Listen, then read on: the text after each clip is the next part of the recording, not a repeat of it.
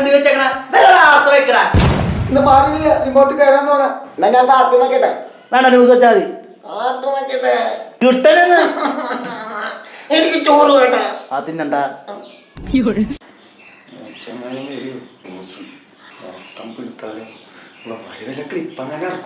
അതിക്രമ പരാതിയിൽ വളരെ ഗൗരവമായിട്ടാണ് സെക്രട്ടേറിയറ്റിന്റെ മാനഭംഗം കൂട്ടുകിടത്തു. ഇതന്നെ ന്യൂസിലാണോ?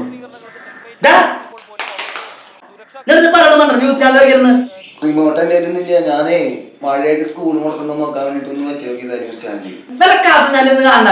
കാർട്ടൂൺ നെറ്റ്വർക്ക് ഒക്കെ ഷട്ട് ഡൗൺ ചെയ്തു. ഇന്നാ 6 മണിയുടെ ന്യൂസ് കാണട്ടെ.